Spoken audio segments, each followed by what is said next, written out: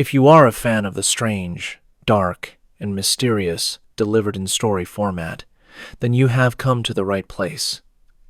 Today's story is about a place where the trees don't just grow, they remember. And sometimes, they decide that the best way to preserve a memory is to become the person who made it. This is a story that suggests the missing persons cases in our national parks aren't always about people who died, but people who were simply repurposed by a biology we don't yet understand. The date was May 12th, 2025. The place was a dense, fog-heavy pocket of the Great Smoky Mountains in Tennessee. Now, the Smokies are famous for two things: their incredible misty beauty and the sheer number of people who walk into those woods and are never seen again. It is a place of deep, ancient hollows where the sun barely touches the forest floor. A 49-year-old man named Dr. Arthur Penhaligon was a world-renowned dendrologist. This means he didn't just look at trees. He studied their cellular memory, their chemical communication, and their ancient history.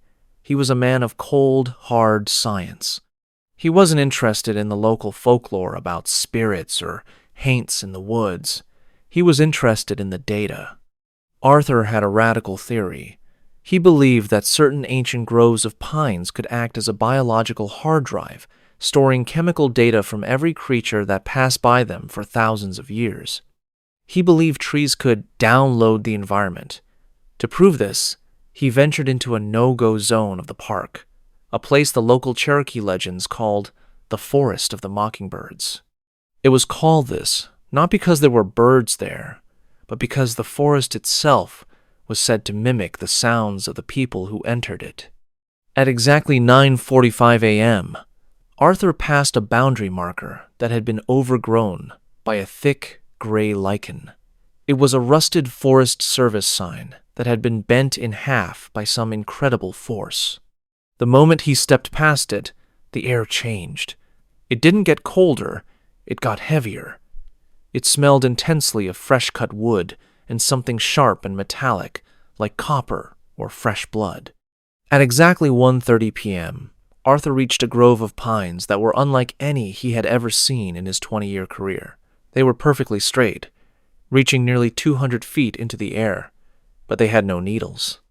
Their branches were bare and twisted into shapes that looked disturbingly like human limbs reaching for the sky in a state of permanent panic.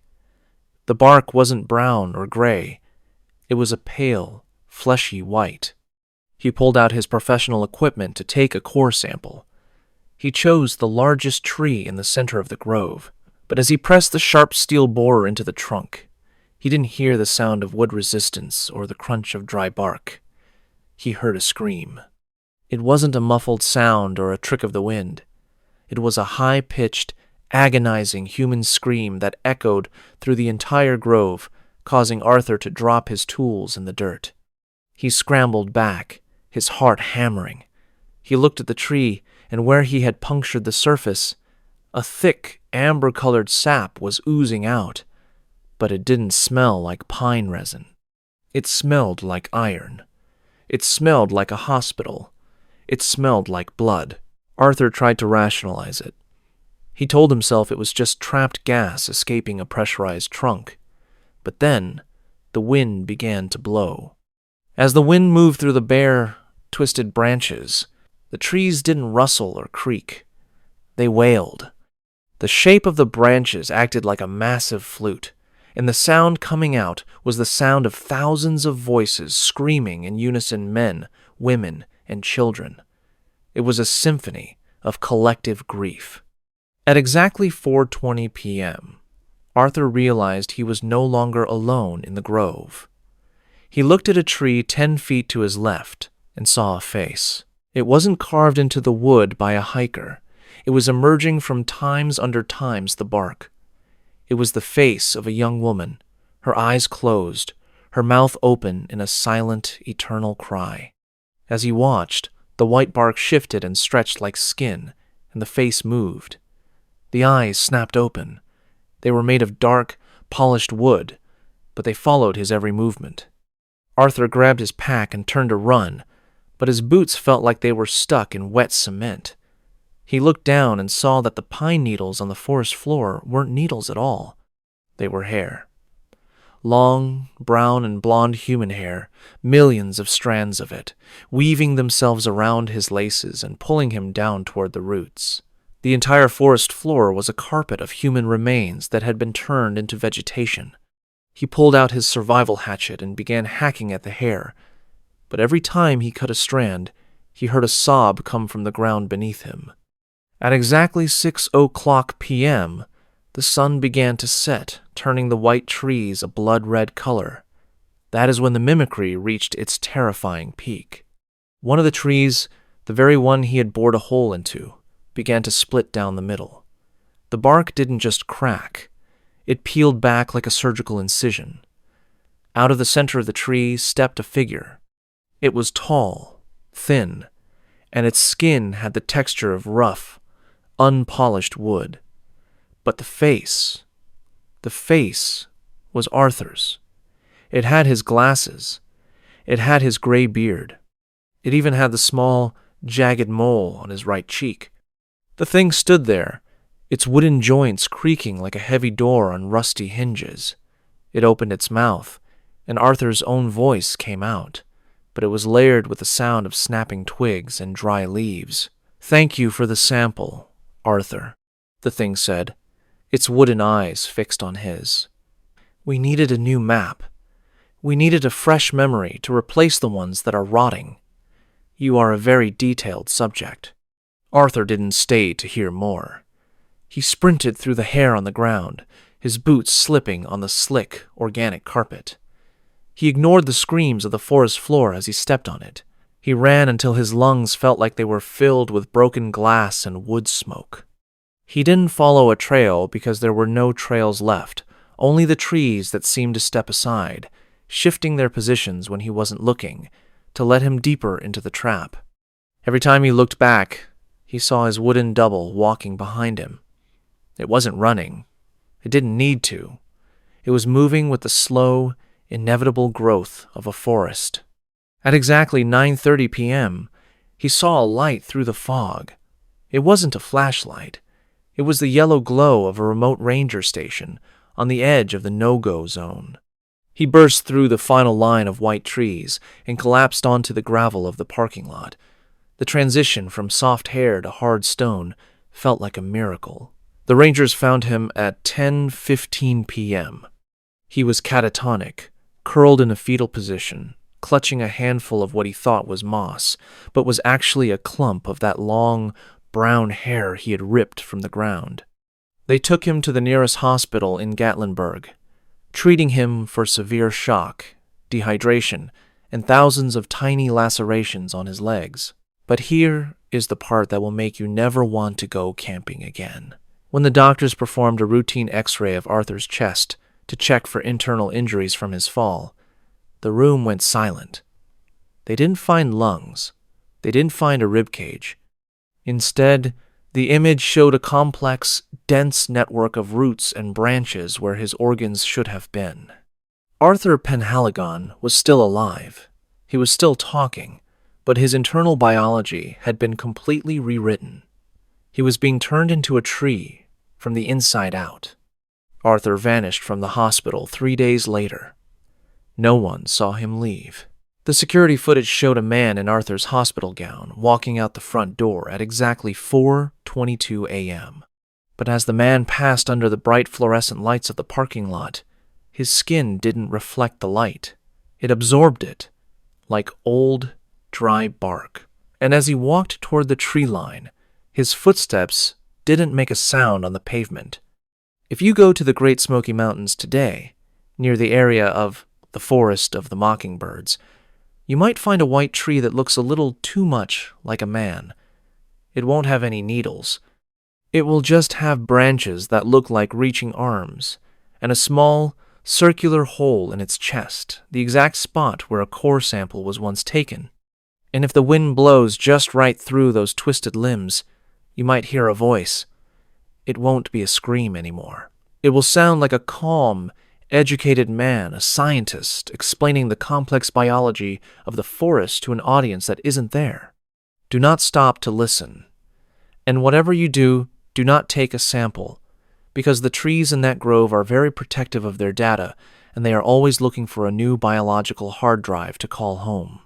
If you feel a tug on your shoelaces, or if the moss under your feet feels a little too much like hair, do not look down. Just run. Because once the grove has your data, you aren't a person anymore. You are just another memory stored in the wood, waiting for the next hiker to come along and give you a new face. Thank you for listening to this story. If you enjoyed this journey into the Forest of the Mockingbirds, please hit the like button and subscribe. We post these strange, dark, and mysterious stories every single week. Until next time, stay on the marked trails and stay safe. If you are a fan of the strange, dark, and mysterious delivered in story format, then you have come to the right place. Today's final story is the one that brings everything together. It is about a boundary, not a boundary on a map, and not a fence made of wire, but a boundary of reality itself. It is a story about a man who found a hole in the world, and once he looked inside, he realized the world had been looking at him his entire life. The date was December 12th, 2025. The place was the Gila Wilderness in New Mexico.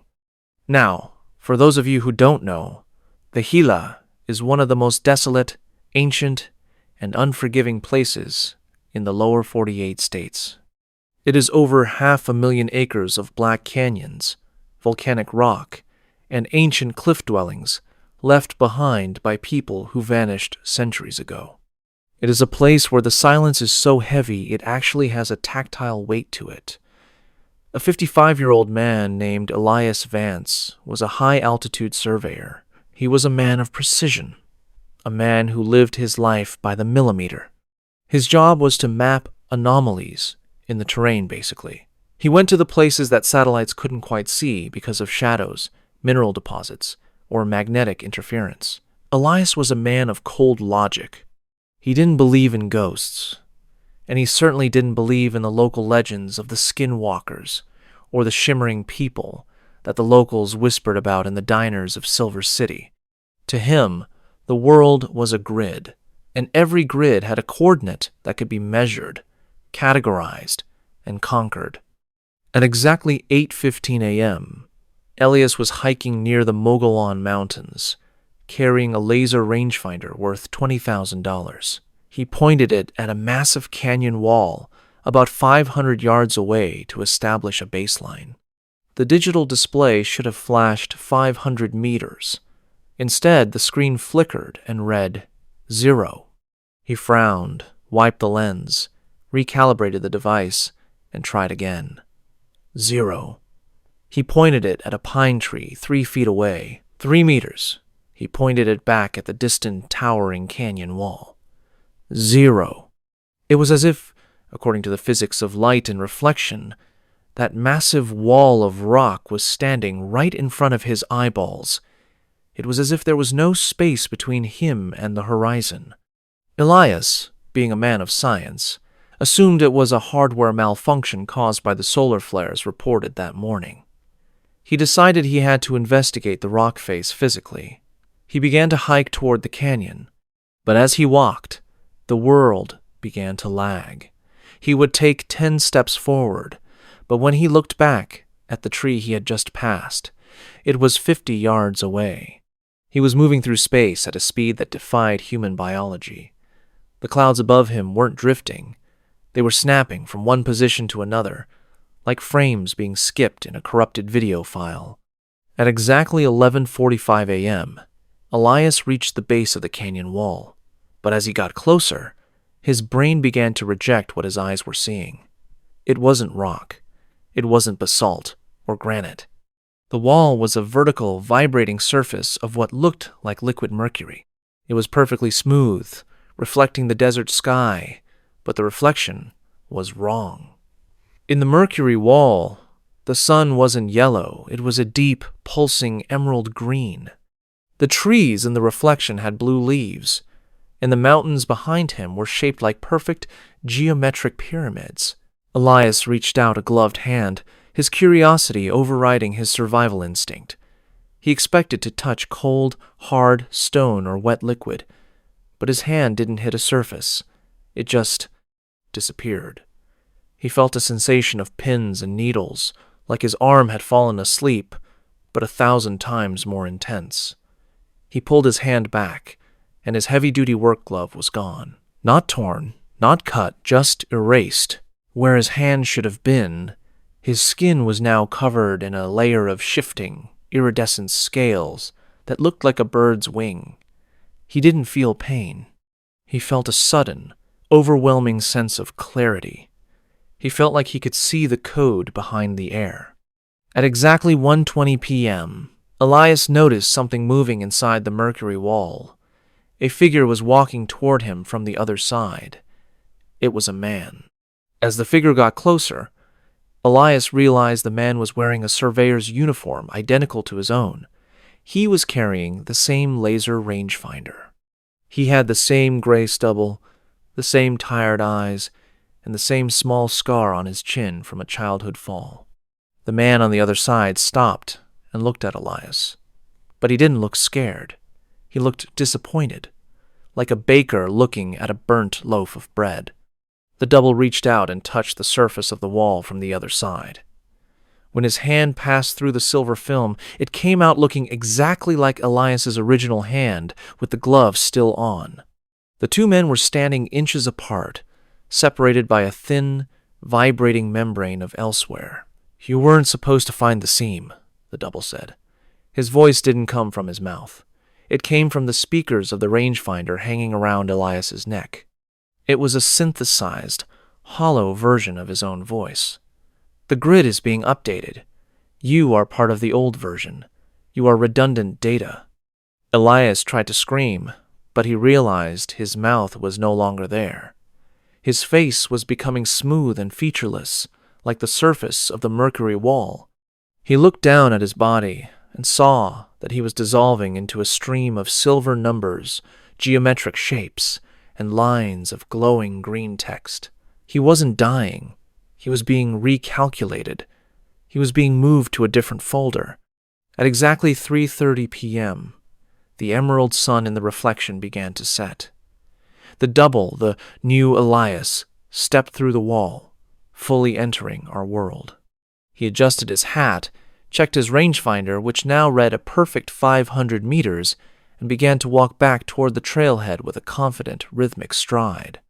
The real Elias, or what was left of his consciousness, was pulled into the mercury.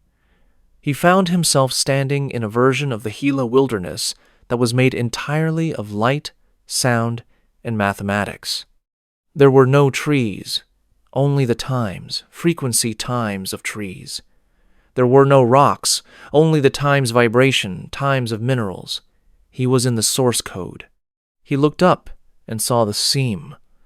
It was a giant, glowing golden zipper that stretched across the entire sky, from horizon to horizon, and through the zipper he could see the world he had just left. It was like looking through a window into a house he no longer lived in. He saw his double reaching his truck. He saw his double driving back to the surveyor's office in Silver City. He saw his double walking into his home, hugging his wife, and eating a dinner of beef stew. And then the horror truly set in. The double stopped eating, looked directly into the kitchen window as if looking through the seam, and straight at the real Elias trapped in the light, and he smiled. The double mouthed one word: archived. Elias Vance was never reported missing. He never became a statistic in a missing 411 book, because as far as the world, his family, and the government were concerned, Elias Vance never left.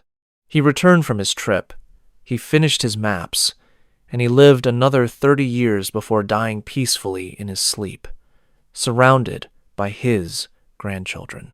But the surveyors who inherited Elias's old equipment years later noticed something strange. Every map Elias made after that trip in December 2025 was perfect. They were too perfect. There wasn't a single error, not a single smudge, and not a single missing coordinate in over 1,000 pages of data. But if you looked at those maps under a specific frequency of ultraviolet light, you could see something hidden in the margins, drawn in a substance that wasn't ink. There were thousands of tiny, hand-drawn symbols that looked like eyes, and every single eye was looking toward the center of the map, where a single coordinate was marked with a 0. If you ever find yourself in the Gila Wilderness, or the Smokies, or the Olympic Peninsula, and your GPS starts giving you impossible readings if it tells you that the mountain 10 miles away is actually 0 inches from your face, do not keep walking.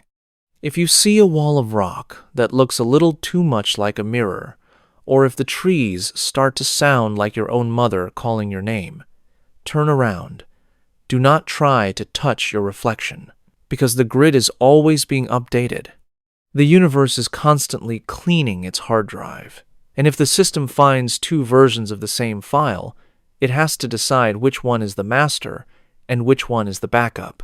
There are places in this world where the render distance is short and the seams are thin. We call them national parks. We call them wilderness. We think we go there to find ourselves. But the things on the other side, they go there to find times us asterisk. To them, we aren't people. We are just data points. And sometimes, data needs to be refreshed. Elias Vance is still there, in the Gila. He isn't a man anymore. He is the sound of the wind through the canyons. He is the static on your radio. He is the reason your compass spins when it should be still. He is archived, waiting for the next update, waiting for the system to crash so he can finally step back through the seam. Until then, stay safe, stay on the grid, and whatever you do, do not look at the 0. Because once you see the hole in the world realizes there is a hole in you. Thank you for joining us for this marathon of the strange, dark, and mysterious. If you enjoyed these 5 stories, please hit the like button and subscribe. We post these journeys into the unknown every single week. Until next time, keep your signals strong and your eyes on the trail, because you never know when you might step off the map and into the bin. Good night. If you are a fan of the strange, dark, and mysterious delivered in story format, then you have come to the right place. Today's story is about a group of friends who wanted to escape the noise of the digital world, only to find themselves trapped in a place where the laws of physics, the flow of time, and the very fabric of their existence had been moved to a trash folder. It is a story that will make you look at your cell phone signal bars in a completely different way. The date was August 19th, 2025. The place was a remote, unnamed valley tucked deep within the high Uintas wilderness in Utah.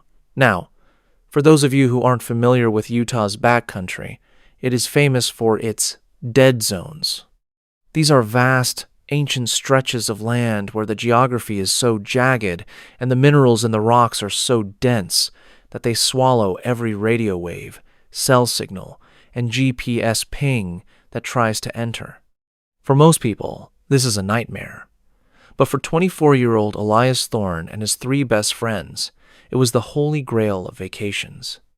They called it the digital detox. The rules were ironclad. Leave the phones, the tablets, and the smartwatches locked in the safe of the truck at the trailhead. Take only analog gear, mechanical watches, film cameras, and paper maps.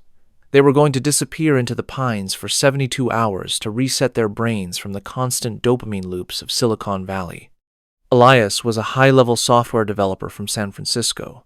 He spent 16 hours a day staring at lines of code, and he was starting to feel like he was becoming part of the machine.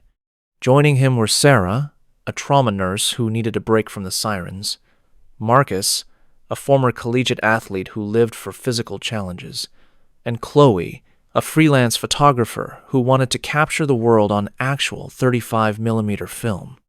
At exactly 10:30 a.m., the group hiked past a rusted, bullet-riddled metal sign at the edge of the wilderness. It simply said, End of Forest Service maintenance. No signal beyond this point. Travel at your own risk. They laughed, adjusted their heavy packs, and descended into the valley. But as they crossed the invisible threshold of the valley floor, the atmosphere didn't just change, it curdled. The air felt heavy and static, like the sensation you get in your teeth right before a massive lightning strike. The wind didn't rustle the leaves. It seemed to vibrate them. The shadows on the ground didn't look like shadows of trees. They looked like jagged, low-resolution black shapes that flickered whenever the group moved their eyes. At exactly 2:00 p.m., they reached a small creek and decided to check their location. Elias pulled out his high-end, military-grade analog compass, but when he opened the brass casing, he didn't see the needle pointing north. The needle was spinning. It was moving in a slow, rhythmic circle, exactly one rotation every 2 seconds. And every time that needle completed a full turn, Marcus, who was wearing a mechanical wind-up Hamilton watch, noticed something that made his blood run cold. The second hand on his watch would skip. 1 second, 2 seconds. Then it would jump back 3 seconds. Then it would freeze for 5. It was as if the gears of reality were slipping.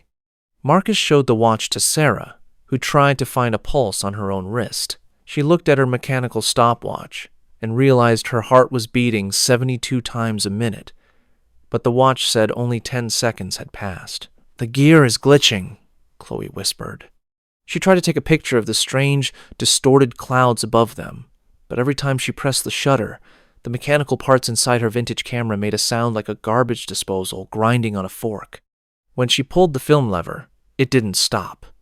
It kept winding and winding, as if the roll of film inside had become infinite. They decided right then and there to turn back. They were only 5 miles in. It should have been an easy hike out. But as they turned around, they saw that the trail they had just walked, the one they had spent 4 hours descending, was gone.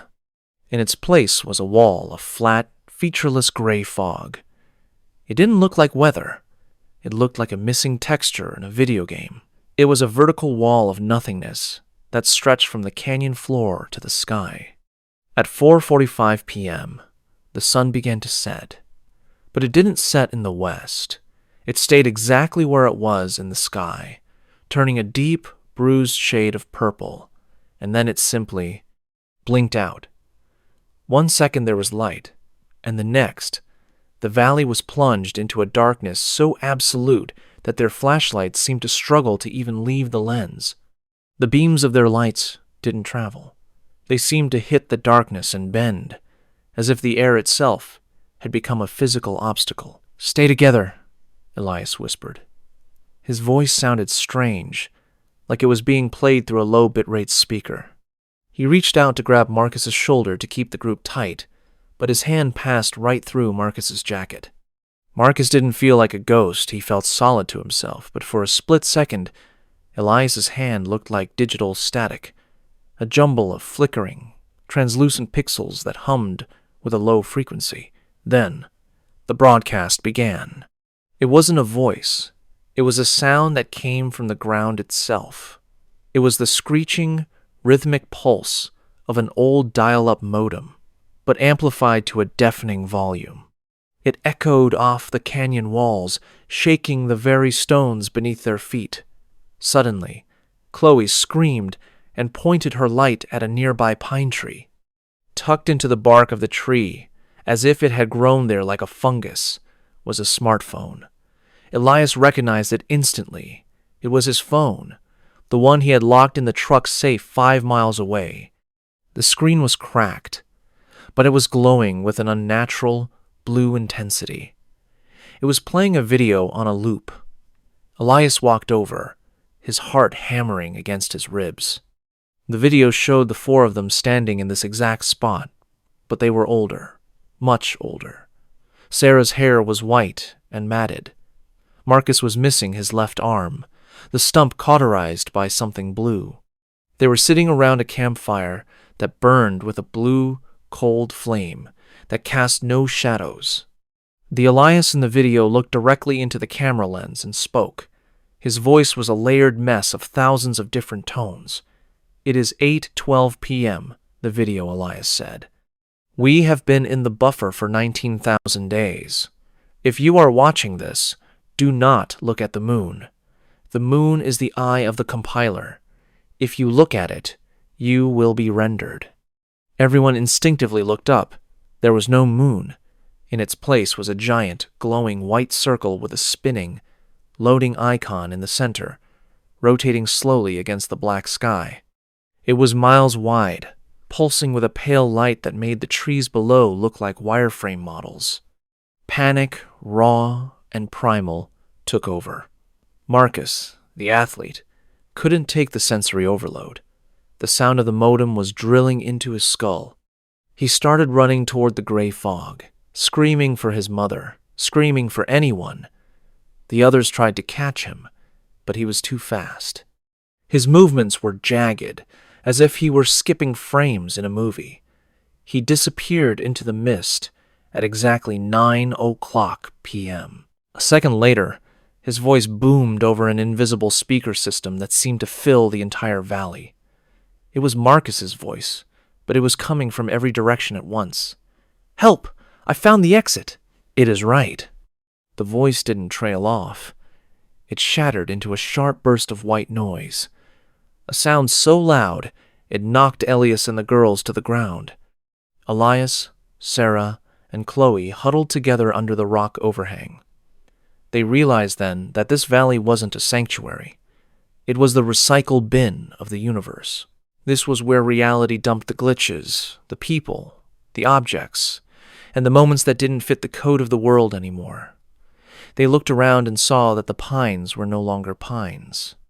They were columns of green light, flickering between different shades of emerald and lime. At 3:00 a.m., the static sound finally stopped. The fog cleared for a moment, revealing the true nature of the valley. It wasn't full of trees anymore. It was a vast, endless field of rusted metal towers, thousands of them, reaching miles into the purple sky. Each tower was covered in thousands of tiny, glowing ports. And hanging from these towers, suspended by glowing red wires that entered the base of their skulls, were thousands of people. Their eyes were open. They were flickering with that same red light. They were being processed, their memories and their data being harvested to feed the world outside. Elias saw faces he recognized from missing persons posters he had seen in San Francisco years ago. Elias looked at his own hands. They were becoming transparent. He could see the rusted towers through his own skin. His blood vessels looked like fiber optic cables. "We have to leave," he said, his voice now sounding like a distorted robotic growl. "We have to force a reset. We are a script that has gone wrong. We need to crash the system." He remembered a theory he'd read about in graduate school about how systems react to a critical error. If a piece of data becomes too corrupted, the system tries to eject it before it infects the rest of the drive. He grabbed a high-intensity flare from his pack. He didn't aim it at the sky. He aimed it at the ground at the exact spot where the modem sound was loudest, where a cluster of blue wires was emerging from the dirt. "When I fire this, run toward the light. Do not look back, and do not think about anything but the parking lot," Elias yelled. He pulled the trigger. The flare hit the ground, but instead of an explosion of fire, it created a tear.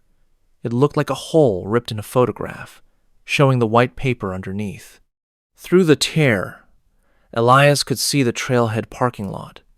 He could see the morning sun hitting the dust on his truck. He could see a ranger driving past in a green pickup. "Jump!" Sarah and Chloe dove into the tear. Elias followed, but as he moved, he felt something grab his ankle. He looked down and saw a hand made of static reaching out from the ground. It was Marcus. Or at least, it was what was left of Marcus's data. The thing that used to be Marcus tried to pull him back into the bin. Elias kicked it away, feeling a sensation like his entire body was being compressed through a needle.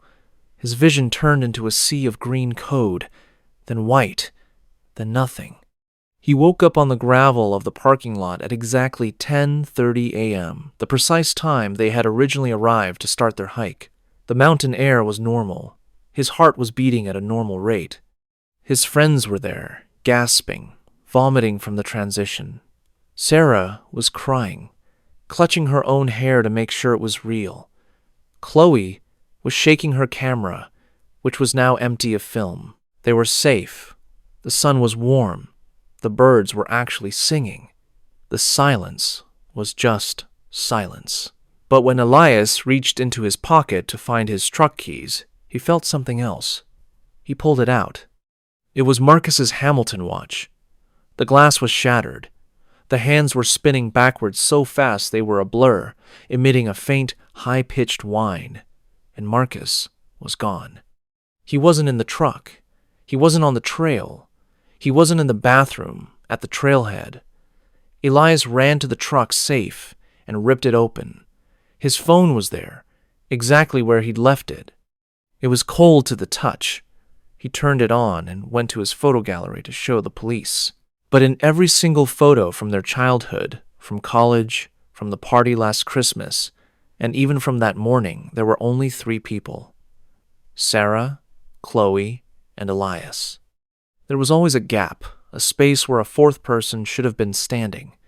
In their graduation photo, Sarah and Elias were holding hands with an invisible man. The space where Marcus should have been was just a blur of empty background. Marcus hadn't just died. He had been deleted from the history of the world. Even his parents, when Elias called them from the ranger station, didn't know who Marcus was. They told Elias he must be confused or stressed from work. They said they only had a daughter. The police took a report, but they treated it as a mental health crisis. They looked at the 3 of them like they were on drugs. How do you report a missing person who never existed? Elias Thorne never went back to the mountains. He quit his job in San Francisco. He moved into an apartment in the loudest, most electronically dense part of downtown Seattle, directly underneath a massive 5G cell tower. He keeps every light in his house on. He keeps 3 radios playing different stations at once. He has 4 different internet providers. He wants the noise. He wants the signal. He wants to be so deeply connected to the network that the universe can never mistake him for a glitch again. Because he knows that in the quiet places, where the bars on your phone drop to 0, the world stops being real. He knows that the wilderness isn't just nature, it's a gap in the coverage. And if you stay in those gaps too long, the compiler might just decide you are a piece of corrupted code that needs to be removed. If you ever find yourself on a trail and your watch starts to skip, or if you look up and the moon looks just a little too sharp, a little too white, don't wait for the sun to set. Run. Do not look back at the fog, because once you enter the sanctuary, there is no undo button. You won't just die. You will never have been born. The last thing Elias saw before he left the valley was his own name on a screen, highlighted in red, with a small cursor blinking next to it. The cursor was moving toward the backspace key. He doesn't sleep in the dark anymore, because every time he closes his eyes, he hears that dial-up modem sound, and he wonders if he's still in the truck, dreaming of a world that has already deleted him. Stay safe, keep your signal strong, and whatever you do, do not look at the loading icon in the sky. Thank you for listening. If you are a fan of the strange, dark, and mysterious delivered in story format, then you have come to the right place. Because today's story is about a man whose job was to protect the wilderness, but he ended up needing protection from something the wilderness had created. It is a story that begins with a simple piece of plastic ribbon and ends with a discovery that defies every biological law we know. The date was October 14th, 2025. The place was the Olympic National Park in Washington State. Now, for those of you who have never been to the Olympic Peninsula, you need to understand the geography. It is home to one of the only temperate rainforests in the world.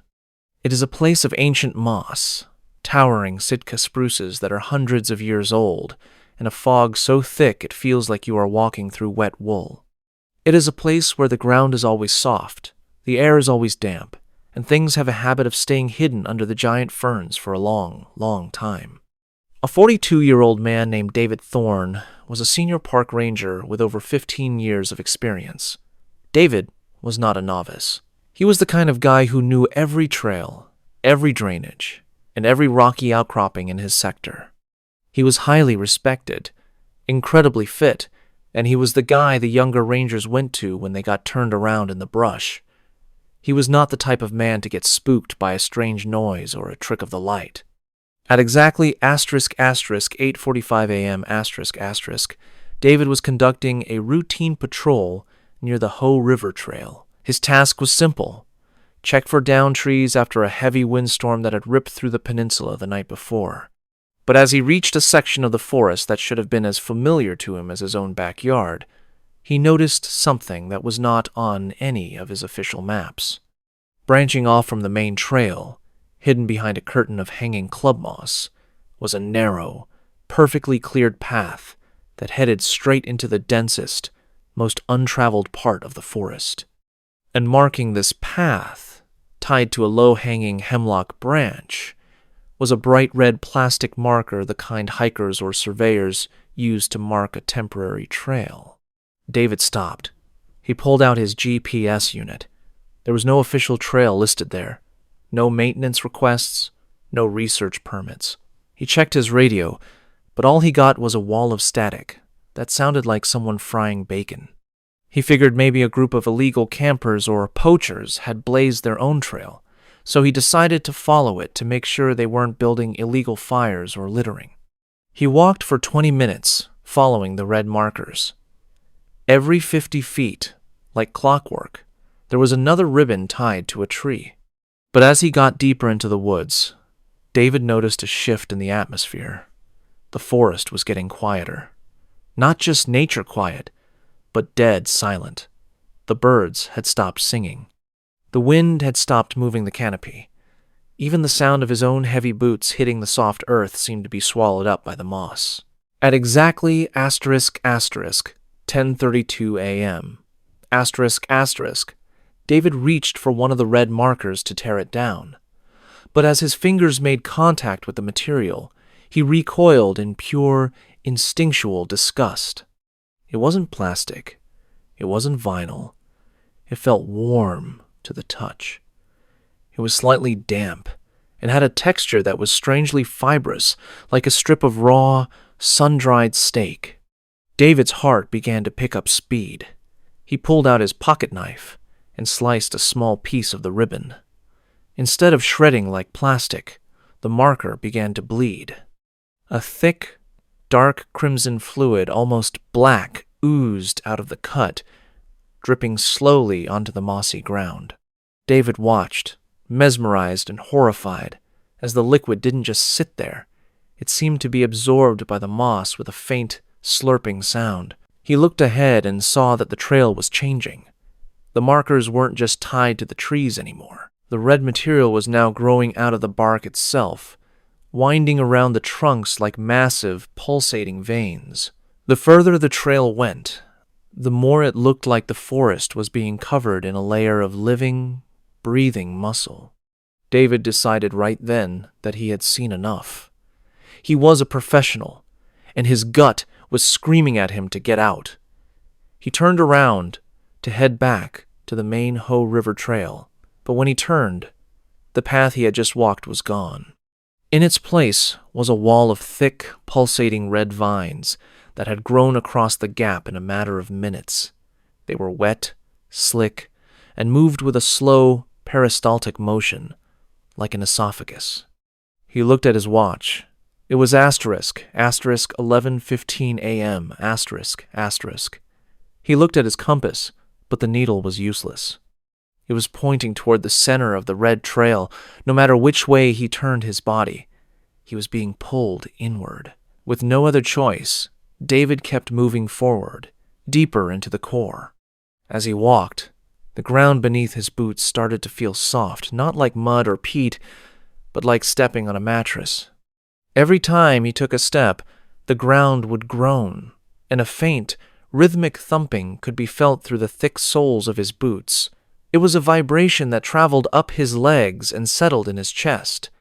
It was a heartbeat, a massive, subterranean heartbeat that seemed to encompass the entire valley. At **1:45 p.m.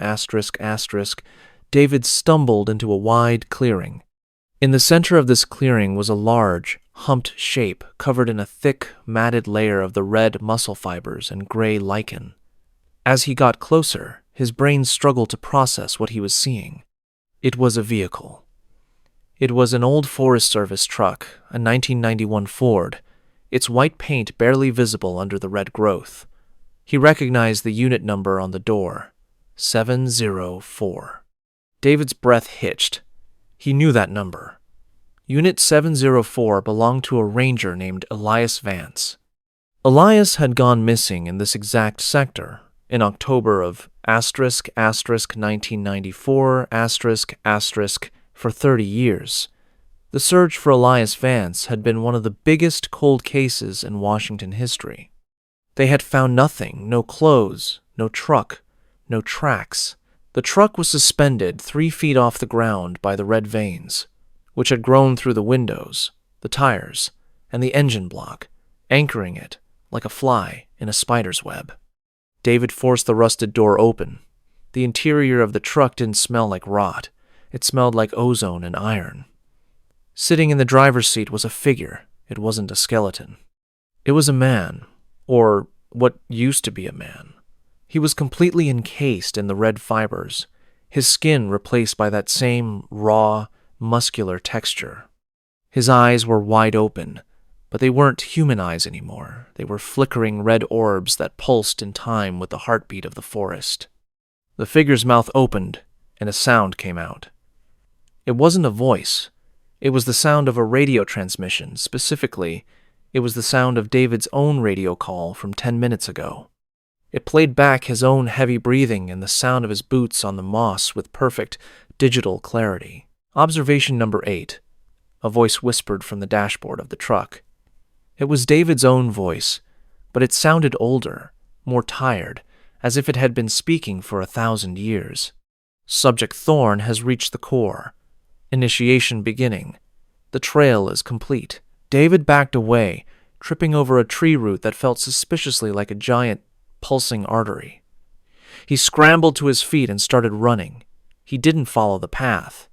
He crashed through the brush, ignoring the thorns that tore at his uniform and the mud that threatened to pull his boots off. He just needed to get away from the red. But as he ran, he realized the red was everywhere. It was in the moss. It was under the bark of every tree. It was even starting to appear on his own hands. Small, thin, red threads were beginning to sprout from under his fingernails, reaching out like tiny tentacles. At exactly **4:22 p.m., just as the sun was beginning to fail, David saw a flash of blue. It was the trailhead sign for the Hoh River. He burst out of the brush and collapsed onto the gravel. He didn't look back. He didn't check his gear. He jumped into his truck, started the engine, and drove until he reached the nearest hospital in Port Angeles. When the doctors examined him, they found something that made them call the CDC.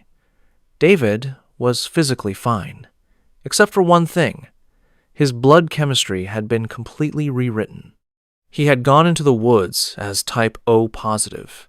He came out with a blood type that didn't match anything in the human record. It was thick, dark, and contained cellular structures that looked more like fungal spores than human blood cells. David Thorne resigned from the Park Service the very next day. He didn't give a reason. He sold his house, packed his things, and moved to the middle of the desert in Arizona, a place where there are no trees, no moss, and certainly no rain. But here's the part that will give you chills. Every year on October 14th, David wakes up at exactly *8:45 a.m. And when he looks in the bathroom mirror, he sees a thin, red line growing across his chest, right over his heart.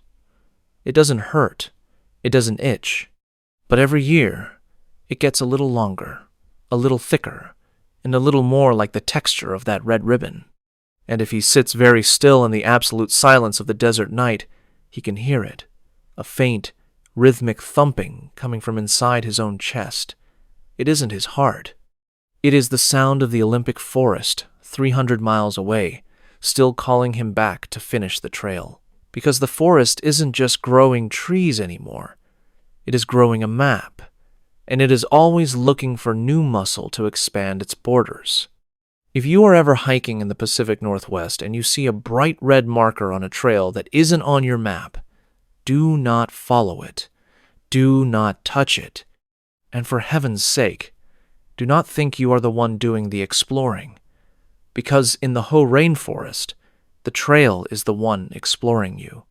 Now, you might think the Forest Service just let this go, but in November of **2025***, a specialized team was sent back into the area where David Thorne had reported the red trail. They were equipped with hazmat suits and high-frequency scanners. They found the clearing. They found the truck, Unit 704. But the truck was empty. There was no sign of Elias Vance, and more importantly, there was no sign of the red muscle fibers. The forest looked perfectly normal, just moss, trees, and dirt. However, when they towed the truck back to the lab and opened the engine block, they found that the pistons, the spark plugs, and the cylinder heads had all been replaced by perfectly formed, calcified human bone. The truck wasn't a machine anymore. It was a skeletal remains of a vehicle that had been digested and rebuilt. The Forest Service officially declared the area a permanent high-risk zone and fenced it off, citing unstable soil conditions. But those who know the story of David Thorne know better. They know that the forest is waiting. It is patient. It has all the time in the world to grow its next marker. And the next time someone like David steps off the path, the red ribbon will be waiting to lead them home. Thank you for listening to this story. If you enjoyed it, please hit the like button and subscribe for more strange, dark, and mysterious content. We post stories like this every single week. Until next time, stay safe out there in the wild. If you are a fan of the strange, dark, and mysterious delivered in story format, then you have come to the right place. Today's story involves a man who did everything right. He was prepared, he was experienced, and he knew the rules of the wild. But as he was about to find out, the wilderness has its own set of rules, and those rules do not care about your experience or your gear. The date was November 3rd, 2025. The place was the high country of the Bitterroot National Forest in Montana. Now, for those of you who don't know, the Bitterroot is about as rugged as it gets. It is over 1.5 million acres of jagged granite peaks, deep canyons, and timber so thick you can't see 5 feet in front of your face. It is a place where people go to get lost, and unfortunately, a place where many stay lost forever. A 38-year-old man named Caleb Ross was what you would call an elite survivalist. We are not talking about a weekend warrior who bought some gear at a big box store because he watched a reality show. Caleb was a guy who would disappear into the mountains for weeks with nothing but a fixed blade knife, a ferro rod, and a wool blanket. He had navigated the swamps of Florida and survived the biting cold of the Alaskan interior. He was the kind of person who felt more at home in the woods than in a grocery store. At exactly 10:15 a.m., Caleb stepped off the marked trail near Trapper Peak. His plan was a 3-day solo cross-country trek. He wanted to test his ability to navigate without a GPS, relying only on a topographical map and his silver pocket compass. He wanted to feel that raw connection to the earth that only comes when you are truly isolated. The first few hours were perfect. The Montana air was crisp, the larch trees were a brilliant gold, and the only sound was the rhythmic crunch of frozen pine needles under his boots.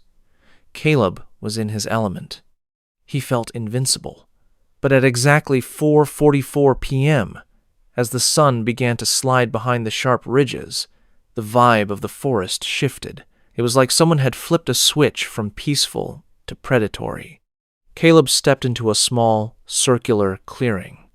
In the center of this clearing were 3 deer. Now, seeing deer in Montana is about as common as seeing a car in a parking lot. But these deer were wrong. They were standing in a perfect equilateral triangle, facing inward toward each other. Their heads were bowed low, their noses almost touching at a single point on the ground. They were completely motionless. Caleb stopped. He waited for them to bolt, for them to catch his scent. But they did not move. No ear flick, no tail twitch. They looked like taxidermy statues dropped into the middle of the wilderness. Caleb felt a wave of cold that had nothing to do with the temperature. He did not want to disturb whatever this was, so he backed away slowly, never taking his eyes off them, and took a long detour around the clearing. By 6:00 p.m., it was getting dark fast. Caleb found a suitable spot to hunker down under a massive rock overhang. He went through his routine, clearing the ground, gathering tinder, and striking a spark. But when he pulled out his silver pocket compass to check the wind direction for his fire, he saw something that made his stomach drop. The needle on his compass was not pointing north. It was not pointing anywhere. It was spinning. It was not a frantic, wild spin, either. It was moving slowly and rhythmically, almost like it was pulsing to the beat of a heart. Caleb shook the compass, thinking maybe the hinge was stuck. He checked for any metal objects nearby. Nothing. He tried to ignore it and focused on his fire. But as the flames started to grow, the forest went dead silent. If you've ever spent time in the woods, you know there is always a sound. A breeze in the needles, a distant owl, a cricket. But this was absolute, heavy silence. The kind of silence that feels like someone has placed their hands over your ears. Then, the whispering started. It did not come from the bushes. It sounded like it was coming from inside his own backpack, which was sitting 3 feet away from him. It was a wet, muttering sound, like someone trying to speak with a mouthful of pebbles. Caleb's hand went to his hatchet. He slowly reached out and unzipped the main compartment. Inside, sitting right on top of his spare socks, was a small, hand-carved wooden doll. Caleb felt his breath hitch. He had never seen this thing in his life. It was about 6 inches tall, and it was carved with terrifying detail. It had his beard, it had his red outdoor jacket, it even had the small, jagged scar over his left eye from a childhood accident. And as he watched it in the flickering firelight, the doll's mouth was moving. Caleb did not scream. He was too deep in shock for that. He scrambled backward, kicking the backpack away. "Who is out there?" he shouted.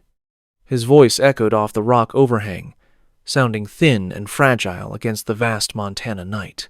The only response was a whistle. It was a 3-note whistle. High, low, then high Kimbali. Caleb's blood turned to ice. That was the exact signal he used to call his hunting dogs back at his ranch. It was private. It was specific. And someone, or Sesuatu, was using it against him in the middle of 1,000,000 acres of wilderness. At 2:22 a.m., Caleb woke up from a fitful sleep. His fire was out. Not just died down, but smothered. It looked like someone had poured a bucket of liquid ice over the coals. He reached for his flashlight, but when he clicked it on, the beam acted strangely. The light traveled about 3 feet and then just stopped, as if it was hitting a wall of solid black velvet. Within that tiny circle of light, he saw something that made his brain stall. Sitting 5 feet away from him were his boots, his heavy, leather hiking boots. They were standing upright, pointing directly at him. Caleb looked down at his own feet. He was barefoot. He had no memory of taking his boots off. He had no memory of placing them there. He looked at the boots again and realized they were not just his boots, they were newer times than his. The scuffs he had earned in Alaska were gone. They were perfect. He realized then that he was not just being hunted, he was being unmade. Piece by piece, the forest was taking his things and replacing them with versions that did not belong to him. He grabbed his wool blanket and his hatchet and started running. He did not care about navigation anymore. He just needed to move. But no matter which way he turned, no matter how many ridges he climbed or canyons he descended, he kept ending up back at the same rock overhang. 1 time, 2 times, 3 times. The 3rd time he arrived back at the camp, he saw his own backpack. But it was not his backpack. It was made of a material that looked like woven human hair. He did not open it. He just kept running. At 4:30 a.m., Caleb collapsed against a tree, his feet bleeding and his lungs burning. The 3-note whistle started again. This time, it was not coming from the distance. It was coming from right above him.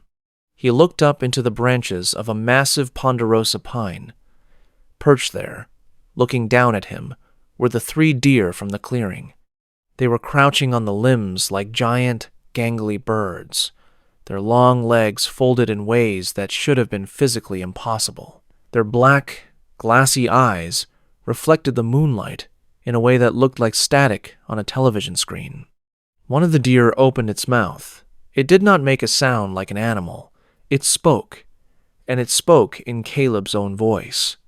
It said, "The rule of 3, Caleb. 3 minutes without air, 3 days without water, 3 steps until you belong to the forest." Caleb felt a sensation of something pulling at his skin. He looked at his hand, and for a split second, his fingers looked like they were made of wood. He was not just being hunted, he was being harvested. Caleb did not wait to hear more. He knew he was losing his mind or losing his soul, and he did not care which. He grabbed his emergency fuel canister, a small bottle of white gas, and poured it over a pile of dry brush. He struck his ferro rod with everything he had left. The explosion of orange flame ripped through that unnatural, inky darkness. For a split second, the world snapped back into focus. The deer were gone. The whispering stopped. The forest felt like a forest again. Caleb saw a gap in the trees that looked like a real path, and he ran. He ran until his heart felt like it was going to burst through his ribs. He did not stop until he felt the hard, cold sensation of asphalt under his feet. He had reached a Forest Service road. It was 7:15 a.m. He found his truck exactly where he had left it. He dove into the driver's seat, locked the doors, and drove until he saw a ranger station. He did not go inside to tell a story about monsters. He was a survivalist. He knew people would think he had a psychotic break from the isolation. He just grabbed the radio and called 911. When the authorities arrived, they found Caleb shivering in the back of his truck. He had mild hypothermia and some nasty cuts on his feet, but he was alive. One of the deputies, a guy named Miller who had known Caleb for years, walked up to him to give him a blanket. Miller paused and looked at Caleb's red jacket. "Hey, Caleb," he said, sounding confused. "When did you get the custom stitching done?" Caleb looked down. On the left breast of his jacket, where there used to be a professional brand logo, there were now words stitched into the fabric in thick, black thread. It was in Caleb's own handwriting. It read, "Asterisk, property of none, asterisk." Caleb did not say a word. He went home. He sold his ranch, and he moved to a high-rise apartment in the middle of a concrete city where he could not see a single tree from his window. He stayed away from anything green. But here's the part that keeps Caleb up at night. A few days after he got back, he was taking a shower and he looked in the bathroom mirror. The small, jagged scar over his left eye, the one he had carried since he was 10 years old, was gone. His skin was perfectly smooth, like a new piece of furniture. And when he finally got the courage to open his old hiking backpack to throw it away, he found something in the bottom. The wooden doll was gone. In its place were Tiga gold larch needles, laid out on the nylon fabric in a perfect equilateral triangle. Caleb Ross never went back to the mountains, because he knows that out there, in the deep timber, you are not an elite survivalist. You are just a temporary occupant, and eventually, the host is going to want its house back. If you ever find yourself in the Bitterroot National Forest and the wind dies down, and you hear a 3-note whistle, do not whistle back. Just keep walking, because once they have your voice, they are coming for the rest of you. And the scary part is, you might not even realize you have been replaced until you look in the mirror and see a stranger's face with your own eyes. Now, you might think that was the end of the story, but about 2 weeks after Caleb Ross fled the Bitterroot, a team of Forest Service rangers went back to the area near Trapper Peak. They were looking for any signs of illegal camps or environmental damage. They found the rock overhang where Caleb had stayed. The charcoal from his fire was still there, but they found something else that was not in Caleb's report. Buried under about 6 inches of pine needles, directly beneath where Caleb had laid his wool blanket, they found a set of 3 silver pocket compasses. All 3 of them were exactly like the one Caleb owned, and all 3 of them were fused together in a melted clump of metal, despite there being no sign of a fire hot enough to melt silver. The lead ranger, a veteran with 20 years of experience, also reported finding a circle of trees about a mile away. These trees, all ponderosa pines, had grown in such a way that their branches had intertwined to form a perfect dome over a small patch of ground. Inside that dome, the ground was perfectly flat and covered in a layer of fine gray dust.